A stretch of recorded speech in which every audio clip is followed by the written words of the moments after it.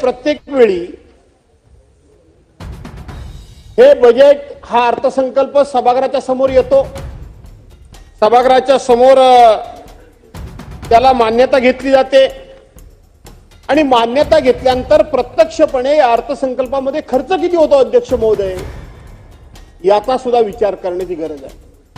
आणि म्हणून या अर्थसंकल्पामध्ये फक्त आकर्षक घोषणा, आकर्षक अशा पद्धतीच्या लोकांना आश्वासनाचा पाऊस हा प्रत्येक अर्थसंकल्पामध्ये पाळला जातो, परंतु प्रत्यक्षपणे त्या ठिकाणी कुठेही तो खर्च होताना दिसत नाही, लोकांच्या योजना होताना दिसत नाही, लोकांच्या मध्ये समाधान त्या ठिकाणी होताना दिसत नाही। आपण जर बघितलं तर दिवसागणिक महसुली जमा प्रचंड प्रमाणामध्ये वाढते। 2024-25 ला बघितलं, हे माननीय अर्थमंत्र्यांनी जे पुस्तक दिलेलं आहे त्याच्यामध्ये 4,99,463 कोटीचा अंदाज होता, परंतु प्रत्यक्षपणे 5,36,463 कोटी अशा पद्धतीचा अर्थ या महसुली जमा झाली। 2025-26 ला त्यांनी 5,60,963 कोटी रुपयाचा अंदाज वर्तवलेला आहे, परंतु नेहमीप्रमाणे या वेळेला मागच्या वेळेला जसा इथं जवळजवळ 40-42 कोटी रुपये ते हे बजेट 40-42 हजार कोटी रुपयांचं हजार कोटी रुपयाचा ही महसुली तूट झाली। आता सुद्धा स्वतःच मंत्री महोदय सांगतायत की या वेळेला 45,891 कोटी रुपयाची तुटीचा हा अर्थसंकल्प स्वतः माननीय अर्थमंत्र्यांनी या ठिकाणी मांडलेला आहे। आणि म्हणून एकूण जर खर्च किंवा एकूण जर प्लॅन बघितला तर 7,20,000 कोटी रुपयाचा प्लॅन आहे। राजकीय कोशीय तूट सुद्धा 1,36,234 कोटीवर दिवसेंदिवस जायला लागले। परंतु माननीय दादांना मला सांगितलं पाहिजे की आपण खाली सांगत असताना मात्र की राजकोषीय उत्तरदायित्व आणि वित्तीय व्यवस्थापन कायद्यानुसार राजकोषीय तूट ही उत्पन्नाच्या 3% कमी ठेवण्यामध्ये शासन या ठिकाणी यशस्वी झालंय, अशा पद्धतीचा आपण या ठिकाणी शब्दप्रयोग सुद्धा केलेला आहे।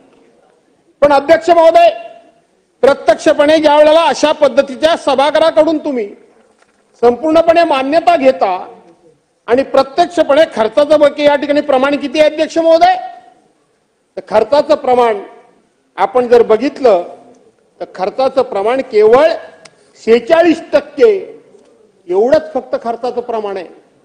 आपण मागच्या वेळेला 1,92,000 कोटींची मान्यता सभागृहाकडून घेतली आणि प्रत्यक्षपणे 1,18,000 कोटी रुपये फक्त आपण खर्च केलेत, उरलेले पैसे आपण खर्च देखील करू शकलात नाही। याचा अर्थ की एका बाजूने महसुली तूट तुमची होतीये, तुम्ही प्लॅनिंगवर त्या ठिकाणी पैसे त्या ठिकाणी ठेवल्यासारखे दाखवता, पण प्रत्यक्षपणे मात्र खर्च होत नाही। ही राज्याची प्रगती नाही तर ही राज्याची अधोगती आहे, हे आपल्याला या ठिकाणी मान्य करावं लागेल। अध्यक्ष महोदय, आपण एका बाजूला पुरवणी मागण्या या ठिकाणी बजेट आणता आणि बजेट आणल्यानंतर साधारणपणे वर्षातून 3 पुरवणी मागण्या याव्यात, हा आपला अधिकार आहे। 3 पुरवण्या मागण्या येत असताना त्याच्यामध्ये सुद्धा मूळ बजेटच्या किती टक्के रक्कम आपण खर्च केली पाहिजे, 5% जास्त रकमेची बजेटच्या म्हणजे पुरवणी मागण्या सभागृहासमोर येता कामा नयेत। पण आज पुरवण्या मागण्याचं प्रमाण जर आपण बघितलं तर गेल्या वर्षी 1,37,000 कोटी 1,37,000 कोटी रुपये पुरवणी मागण्या सभागृहासमोर आल्या। म्हणजे त्याचा अर्थ की मूळ बजेटच्या 20.49% 49% आपण पुरवण्या मागण्या सभागृहासमोर आणल्यात। याचा अर्थ की आपण पूर्णपणे आर्थिक शिस्त बिघडवलेली आहे। आपण आर्थिक शिस्त बिघडवलेली आहे। आपण आकस्मिक निधीतून काही योजना घेऊ शकतो, नाही अशातला भाग नाही, परंतु अकस्मातता निधीतून योजना घेण्याच्या ऐवजी आपण इथं आकडेवारी मात्र बजेट पहिल्यांदा फुगवून सांगतो। ते बजेटमध्ये नंतर रिऑपरेशन मध्ये कोणाचे पैसे किती कमी करतो आणि कोणाचे पैसे किती वाढवतो आणि ह्या पुरवण्या मागण्या सभागृहासमोर पुन्हा आणतो। याला कुठेतरी आर्थिक शिस्त येण्याची गरज आहे अध्यक्ष महोदय। या आर्थिक शिस्त आणत असताना आपण जर बघितलं तर आपलं राज्य हे आज जे काही देशामध्ये आपला 5वा नंबर आर्थिक घडीमध्ये आपल्या देशाचा 5वा नंबर आपण म्हणतो, पण आज देशामधली जी छोटी छोटी राज्य आहेत, तेलंगणा सारखं राज्य आहे, त्या तेलंगणा कर्नाटक सारखं राज्य आहे, तामिळनाडू सारखं राज्य आहे, या छोट्या छोट्या राज्याच्या सुद्धा आपलं दरडोई उत्पन्न दिवसागणिक आता कमी व्हायला लागलंय। हे मी म्हणत नाही अध्यक्ष महोदय, सर्वसाधारणपणे राज्याचा अर्थसंकल्प मांडण्यापूर्वी एक महाराष्ट्राची आर्थिक पाहणी म्हणून महाराष्ट्र सरकारचाच दस्तऐवज, महाराष्ट्राचाच ही पुस्तिका, महाराष्ट्राचाच हा लेखाजोखा सरकारच्या वतीनं सभागृहासमोर ठेवला जातो, सदस्यांना दिला जातो। त्याच्यामध्ये ते म्हटलंय, मी म्हणत नाहीये अध्यक्ष महोदय, मी म्हणत नाहीये। त्याच आर्थिक पाहणीमध्ये दुसरा एक विषय आहे की आपल्या राज्यामध्ये 36 जिल्हे आहेत अध्यक्ष महोदय। या 36 जिल्ह्यांचं दरडोई उत्पन्न आपण इथं 2 ते 2.5 लाख 3 लाख रुपये दरडोई उत्पन्न आपण उत्पन्न आहे म्हणून सांगतो, परंतु प्रत्यक्षपणे राज्यातल्या 36 जिल्ह्यामधल्या 18 जिल्ह्याचं वार्षिक दरडोई उत्पन्न हे 1,88,892 रुपये आहे। म्हणजे राष्ट्रीय सरासरी जी आपली जी ठरवून दिलेली आहे त्या निकषापेक्षा सुद्धा 36 जिल्ह्यांपैकी 18 जिल्ह्याची आपली वार्षिक दरडोई उत्पन्नाची घसरण दिवसांदिवस होत चाललेली आहे। याची सुद्धा सरकारने नोंद घेण्याची गरज आहे अध्यक्ष महोदय। आर्थिक पाहणी आपण म्हटल्यानंतर 8.75% आपला विकास दर वाढेल आपण म्हणतोय। हा विकास दर वाढत असताना राज्याचा विकास दर, राज्याचं दरडोई उत्पन्न 3 बाबींवर काढलं जातं अध्यक्ष महोदय। 1 उद्योग, 2 शेती आणि 3 सेवा कर। अध्यक्ष महोदय 8.75 राज्याचं दरडोई उत्पन्न आपण राज्याचा विकास दर 8.75% म्हणतोय। त्याला कारण फक्त आणि फक्त एकच आहे की यंदा 116% पाऊस पडला, शेतकऱ्यांचं अतिशय चांगल्या प्रकारचं पीक आलं, म्हणून अध्यक्ष महोदय आपल्या ह्या पाणीमध्ये आपण दिसतोय की आपण गेल्या वेळेला 2.9% वाढीचा दर होता, तो या वेळेला 3.3% वाढला। ही आर्थिक पाहणी सांगते, मी सांगत नाहीये, म्हणून आपण तिथं पुढे जातोय। 2020-21च्या तुलनेनं पेरणी क्षेत्र तर कमीच झाले, आता कमी झालंय। यंदा हा दर घसरणार आहे अध्यक्ष महोदय। गव्हाच्या 1126 हेक्टर पिकापैकी जागेवर पेरणीपैकी 1047 हेक्टरवरच पेरणी झाली अध्यक्ष महोदय। ज्वारीच्या 2320 हेक्टर पैकी एकूण 1740 हेक्टरवर पेरणी झाली अध्यक्ष महोदय। बाजरीच्या 687 हेक्टर पैकी 404 हेक्टरवर फक्त पेरणी झाली आहे। तृणधान्याच्या 7079 हेक्टरवरून आपण 6368 हेक्टरवर आलोय।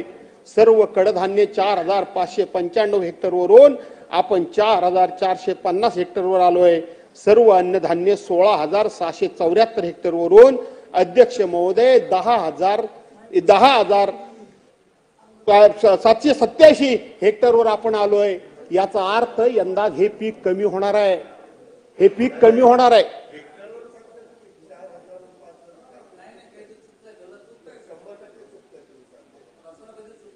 एक मिनिट,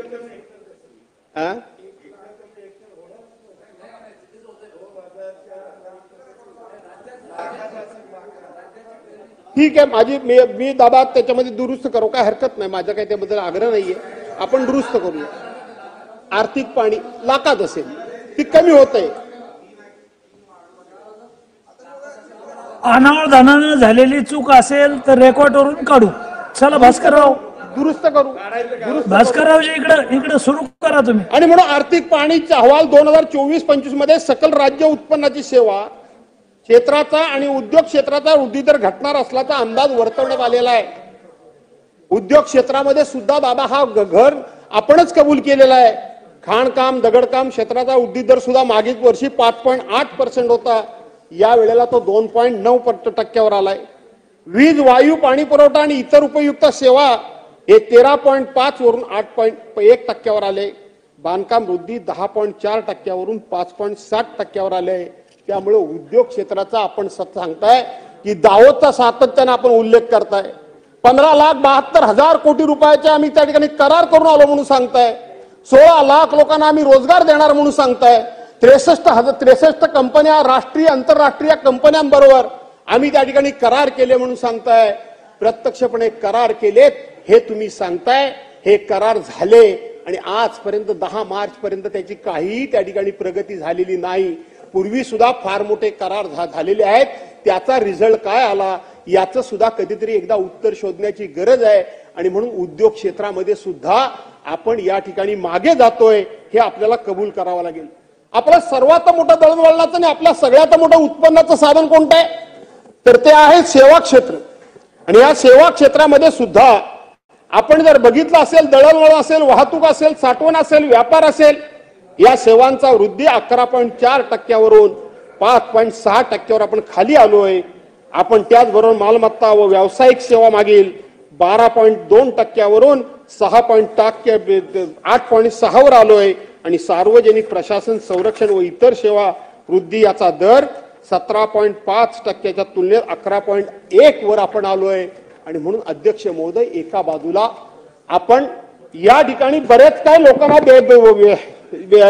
योजना देण्याच्या गोष्टी करतोय आणि दुसऱ्या बाजूला राज्याची आर्थिक पाहणीमध्ये जर हे सगळं बघितलं तर आपल्या समोर फार मोठ्या अडचणी भविष्यामध्ये उभ्या राहणार आहेत हे स्पष्ट दिसतंय. आणि म्हणून दादा, माझी विनंती आहे की आपली सगळी बिघडलेली आर्थिक घडी बसवण्याकरता आपल्याला कठोर व्हावं लागेल. सवंग लोकप्रियतेच्या घोषणा कमी कराव्या लागतील. महाराष्ट्रासारखं राज्य, हे राज्य पुन्हा आर्थिक घडी जी विस्कटलेली आहे ती घडी बसवण्याकरता म्हणून मी मागच्या वेळेलाही सांगितलं की अशा प्रकारचे काहीतरी कठोर निर्णय घ्या. आम्ही तुमच्या पाठीशी उभं राहणार आहोत. दादा, तुम्ही दिलेला तक्ता, हा तक्ता माझ्या समोर आहे. या वेळेला तुम्हाला मी धन्यवाद देतो की नेहमी आपण कोणकोणत्या विभागाला किती किती निधी देतो हे आम्हाला सगळी बुकच्या ठिकाणी चाळून शोधावा लागतो. पण या वेळेला आपण त्याची रेडीमेड आकडेवारी तुम्ही आम्हाला छोट्या बॅगेमध्ये दिलीत. गेलं ते छोट्या बॅगेमध्ये तुम्ही आम्हाला दिलीत. आणि म्हणून तुम्हाला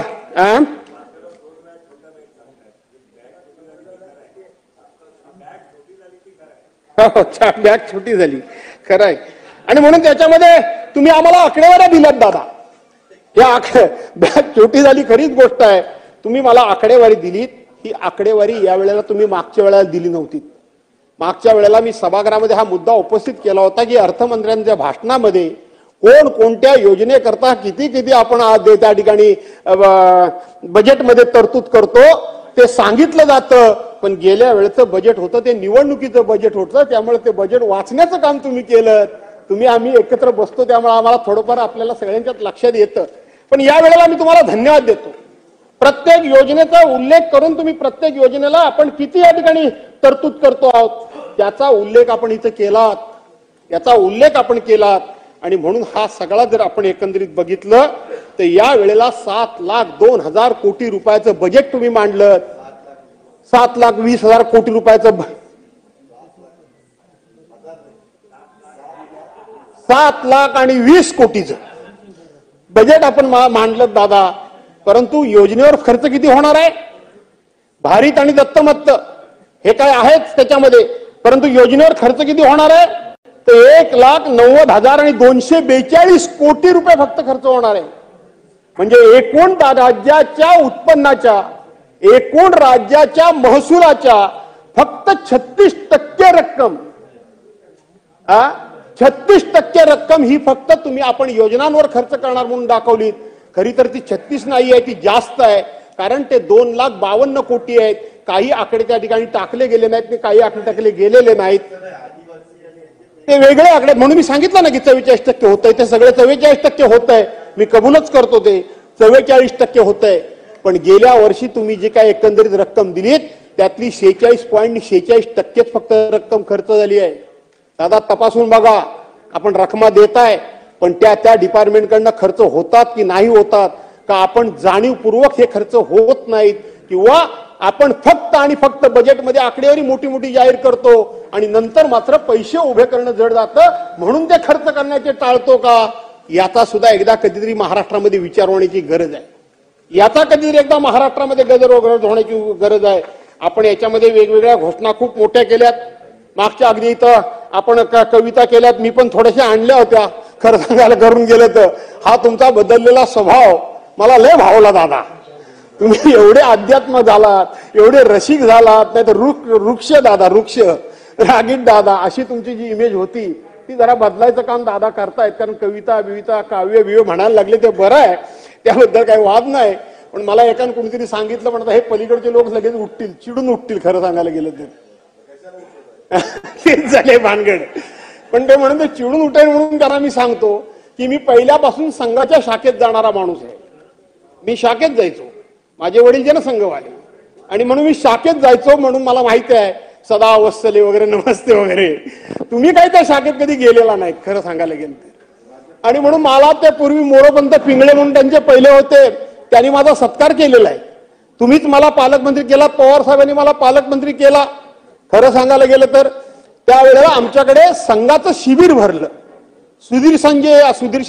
सुदर्शनजी जे आले होते त्यांचे प्रमुख, आता जसे मोहनराव भागवत आहेत त्यांच्या. भास्कररावजी कौतुक करताय का काय?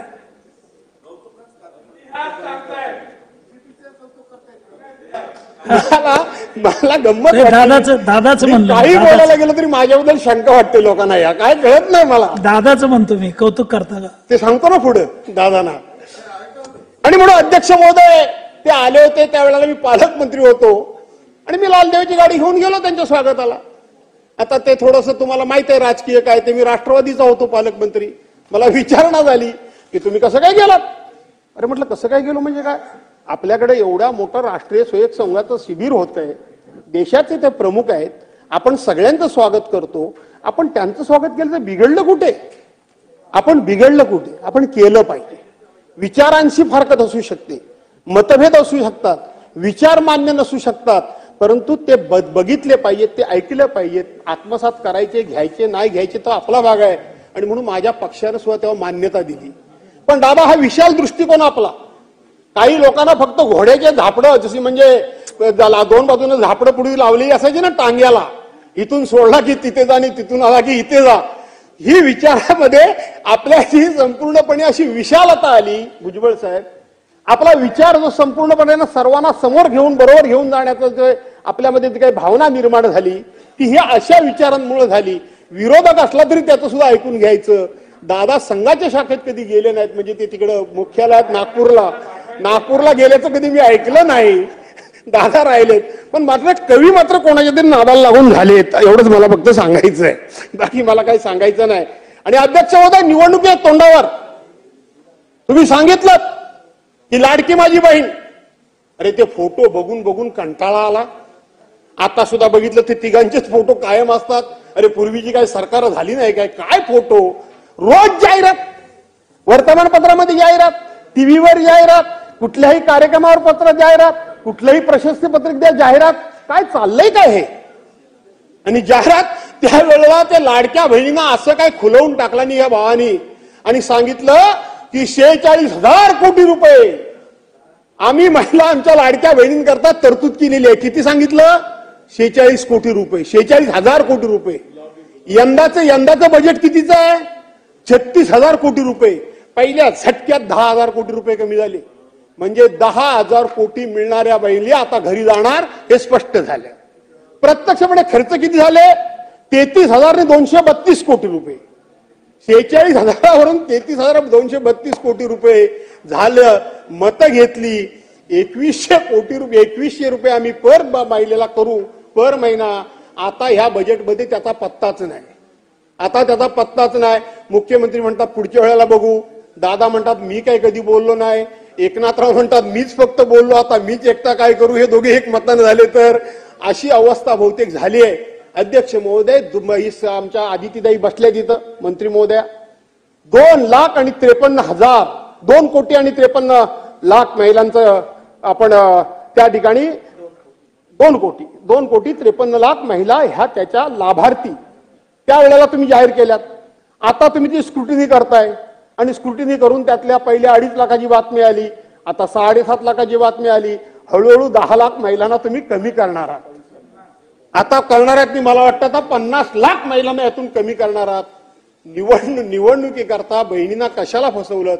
आधी गिड जावं तिकडे दादा तुमचे फोटो, मला लाडका भाऊ म्हणा, मला लाडका भाऊ म्हणा आणि मग त्याच्या पुढे आदितीताईचे फोटो, ते जाऊ दे 3 भाऊ मला लाडकी बहीण म्हणा, कारण माझं खातं आहे. नाही ते ठीक आहे. जी गुलाबी जॅकेटवर टीका काही लोकांनी केली ती मलाही आवडली नाही, खरं सांगायला गेलं ते त्यांनी शिवलं त्यांच्या पद्धतीने. बिघडलं काय? काहीच बिघडलं नाही. त्यांचं काम झालं, आता त्यांनी काढून टाकलं.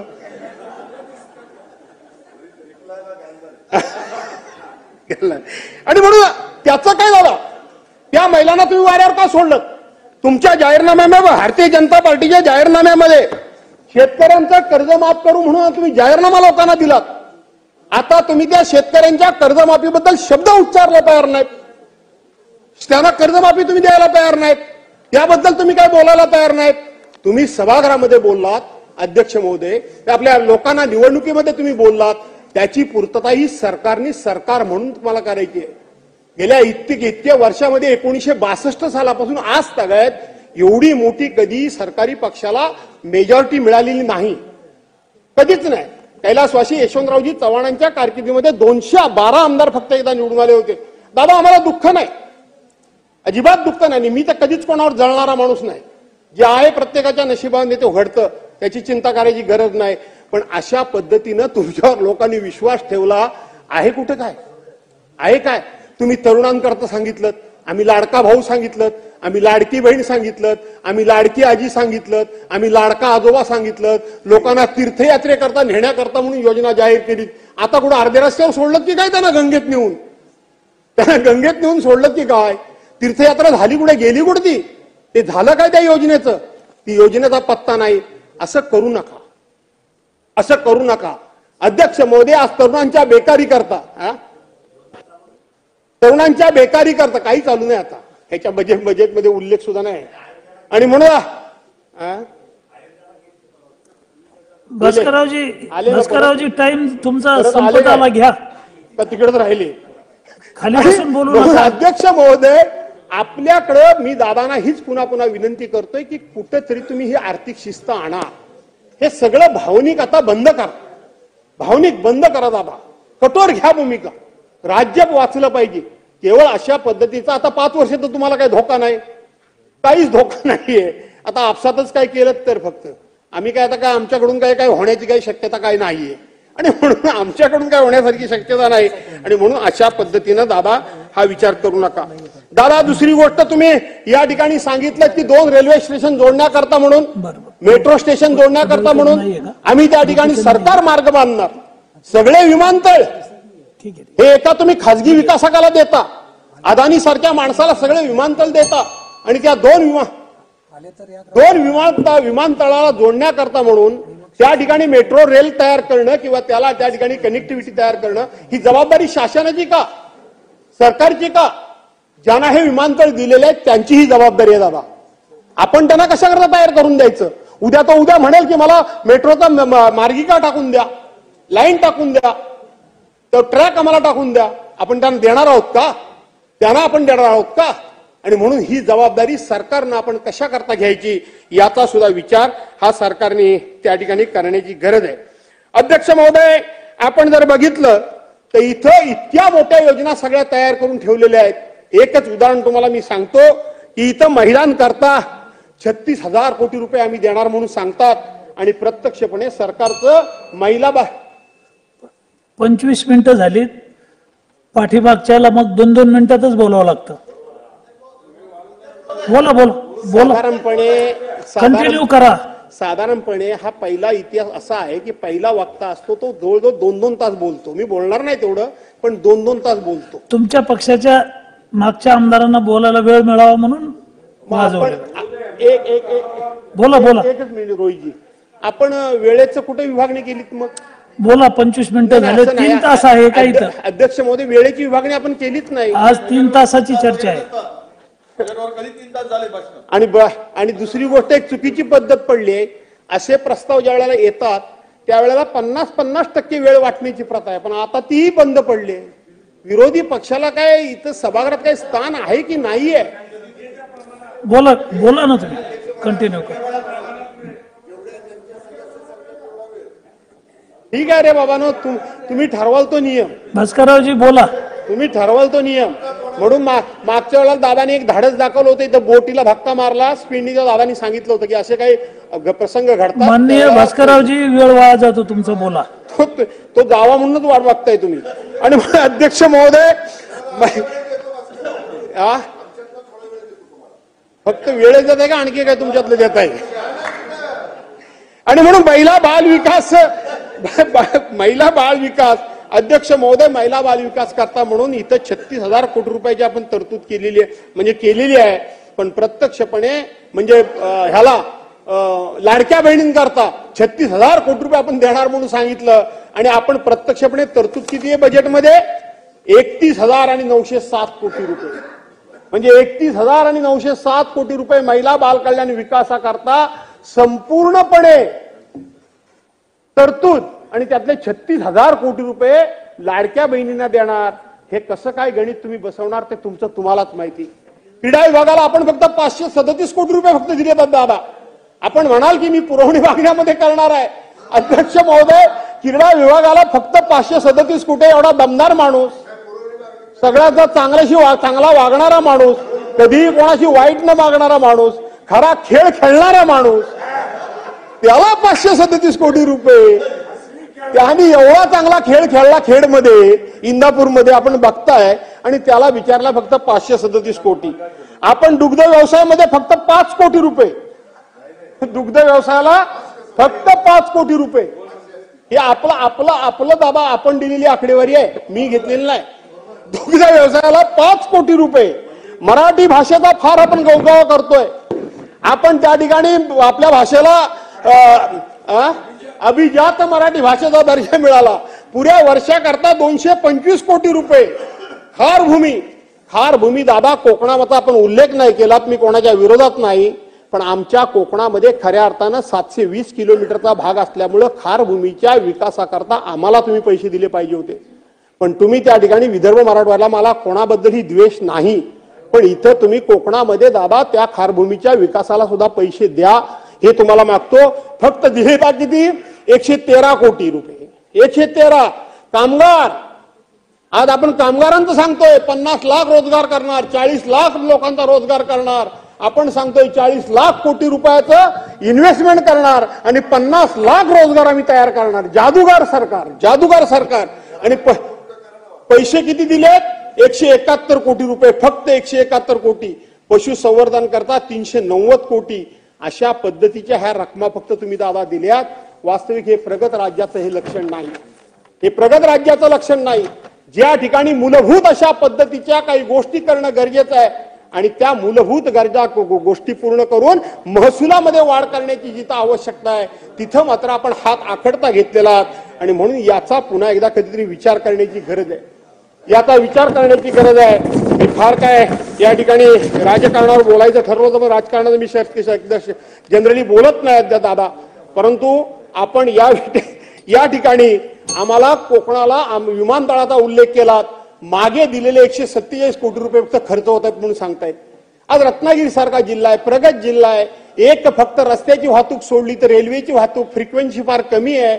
जर विमानतळ जादा लवकर जर कार्यान्वित झाला तर आम्हाला खूप त्याचा फायदा होईल. कारण जवळपास तुम्ही जरी म्हटला असलात की चिपीचा विमानतळ तो सिंधुदुर्ग आहे, तोपर्यंत आम्ही सिंधुदुर्गाला पोहोचण्यापर्यंत आम्ही मुंबईमध्ये बाय रोड पोहोचू, इतका तो लांबचा आहे. आणि म्हणून रत्नागिरी जिल्ह्याच्या दृष्टीनं तो विमानतळ सुद्धा तुम्ही या ठिकाणी लवकर कार्यान्वित होण्याच्या दृष्टीनं प्रयत्न करावा. तुम्ही नेहमीच प्रत्येक वेळी सांगता आणि तशा तळमळीनं तुम्ही काम देखील करता. मी तुमच्याबरोबर अनेक वर्ष काम केलेलं आहे. आजही मी तुमच्या समोर बसत असताना मी तुमची भावना बघत असतो की आपण कोकणाला काहीही देत नाही असं तुम्ही नेहमी सांगत असता. इतर भागाला देतो तसं कोकणाला काही देत नाही. कोकण सबसिडी घेत नाही. कोकणामध्ये बँकेचं कर्ज घेतलं तर एका पैशानं बुडवत नाही. त्यामुळे कधी मदत करायची वेळ आली तर त्याचे हप्ते रिशेड्यूल वगैरे करायचे असेल तर कोकणाला संधीच देता येत नाही. कोकण कोणाचाही महसूल बुडवत नाही. पण दादा 3 गोष्टी करता मी सभागृहामध्ये 10 वर्ष, सरकार कोणाचाही असू दे, माझी भावना कधी बदलत नाही, माझे विचार कधी बदलत नाही.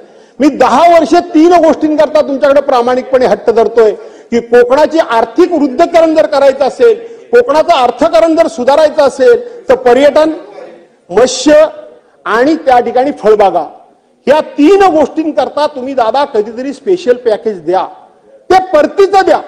आम्हाला कायमस्वरूपी देऊ नका. मी स्पष्टपणे सांगतो, आम्हाला नको कोणाचा उधार, आम्हाला नको कोणाचं कर्ज. आम्हाला 5 वर्षाकरता तुम्ही 20,000 कोटी रुपये, जे आमचं इन्फ्रास्ट्रक्चर तयार करायचं आहे, ज्या आम्हाला मूलभूत सोयी सुविधा करायच्या आहेत, त्याच्याकरता 20,000 कोटी रुपये आज 10 वर्षे मी मागतोय. 20,000 आणि ते परत बोलीवर घ्या, परत फेडीवर घ्या. कारण आमचा कोकण म्हणजे डॉलर भूमी आहे.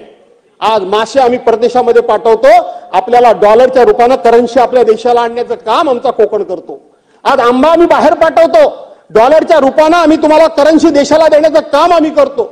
आज पर्यटक या ठिकाणी महाराष्ट्रामध्ये येतात, ते कोकणामध्ये मोठ्या प्रमाणात येतात. ते पर्यटनाच्या माध्यमातून डॉलर आम्ही देण्याचं काम तुम्हाला करतो, करन्सी देण्याचं आम्ही तुम्हाला काम करतो. प्रत्यक्षपणे ही डॉलर, कोकण म्हणजे माझा डॉलर भूमी आहे. पण आमच्या राजकीय अभिनिवेशामुळे असेल किंवा आमच्या काही चुकींच्या भूमिकेमुळे असेल, हा कोकण मागे राहिलाय, हे तुम्हालाही मान्य करावं लागेल.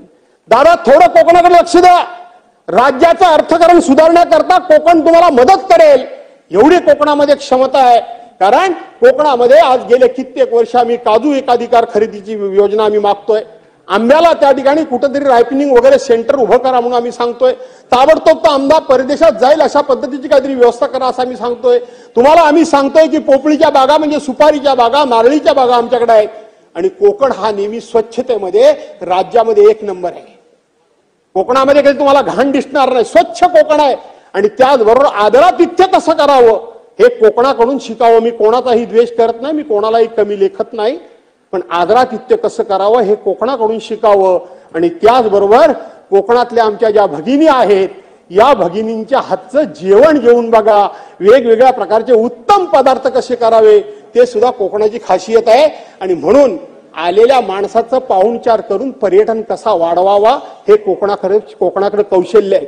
दादा, मी त्या ठिकाणी पालकमंत्री असताना तुमच्या नेतृत्वाखाली पवार साहेबांनी एक सूचना केली की ज्या पद्धतीनं लंडनमध्ये ब्रेड अँड बटर अशा पद्धतीची योजना आहे, ती योजना मी माझ्या मतदारसंघामध्ये घरोघर राबवली.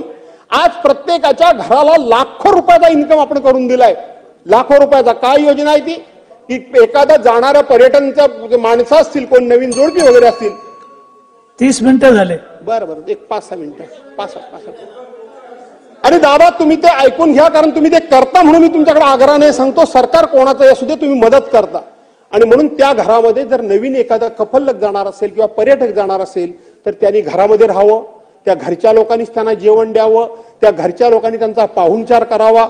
आणि हॉटेलच्या दरापेक्षा थोडे, पण हॉटेलच्या दराच्या बरोबरीनं पैसे घ्यावे, अशी ती योजना आहे. त्याच्याकरता दादा, त्यांना कमर्शियल लाईट बिल आपण देत नाही, त्यांना कुठलीही परमिशन घ्यायची आवश्यकता नाही. फक्त एकच की रिक्षेवाला असेल, आणखीन कोण असेल, काय असेल, तर त्यांनी कोणाची छेडछाड काढू नये, त्यांना सुरक्षितता वाटली पाहिजे, याची हमी घेऊन आपण इतकी चांगली ती योजना राबवली. त्यामुळे घराघरातून एक आर्थिक अशा पद्धतीची सुबत्तता आली, आर्थिक सुबत्तता आली. दादा, ही योजना संपूर्ण कोकणाकरता राबवा, सगळ्या कोकणाकरता राबवा. कोकणाची आर्थिक स्थिती खूप सुधारेल. कोकण काही पैसे मागत नाही, तुम्हाला माहिती, बँकेची कर्ज पण घेत नाही, काही घेत नाही. हे पुन्हा पुन्हा काय सांगण्याची गरज नाही. दुष्काळ आला, पाऊस जास्त आला, कमी आला, तो कधीच काय मागायला येत नाही. झालं ते आपल्या नशिबान झालं असं म्हणतो. 2021चा महापूर तुम्ही बघितला, अख्खं कोकण उद्ध्वस्त झालं, चिपळूण उद्ध्वस्त झालं, महाड उद्ध्वस्त झालं, खेड उद्ध्वस्त झालं. कोणी 1 रुपया मागायला आला नाही. आपल्या नशिबान झालं, आपल्या नशिबान झालं, कामाला लागले सगळे. आणि म्हणून याला मदत करा आणि आर्थिकदृष्ट्या त्याला सक्षम करा, अशा प्रकारची विनंती करतो. मासेमारी करता मदत करा, ही तुम्हाला विनंती त्या ठिकाणी करतो.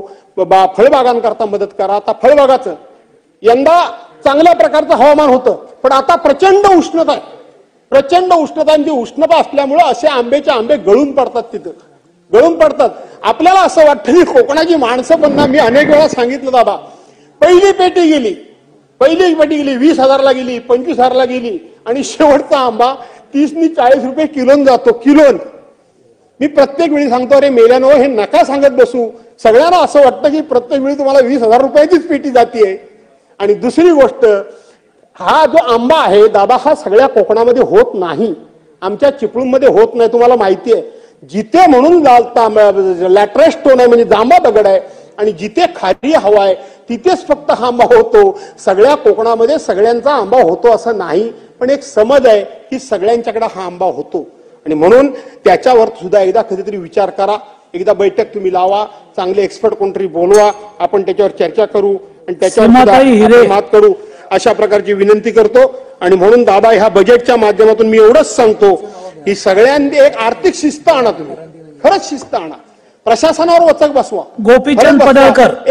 एक मिनिट एकच आणि एकच सूचना करतो तुम्हाला दादा, की एमएससीबी मध्ये, तुम्ही एमएससीबीचे मंत्री होतात, एमएससीबी मध्ये सेक्शनल इंजिनियर पासून एक मिनिट एमएससीबी मध्ये जो सेक्शनल इंजिनियर खालचा छोटा इंजिनियर असतो त्याचा जो राहुल नंबर आहे, आहेर. अरे राहुल आहेर, आमदार राहुल आहेर. एक मिनिट मी शेवटची सूचना करतोय.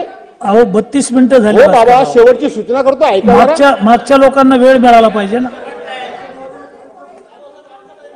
तर दादा, त्या एमएससीबी मध्ये जो ज्युनियर इंजिनियर असतो त्याचा फोन नंबर जो असतो तो राजन CE चा पण नाईक, फोन नंबर एकच आमदार राजन असतो. नाईक. आपला लँडलाईन संपला, ऐका जरा एक मिनिट अध्यक्ष महोदय, एक मिनिट ऐका जरा.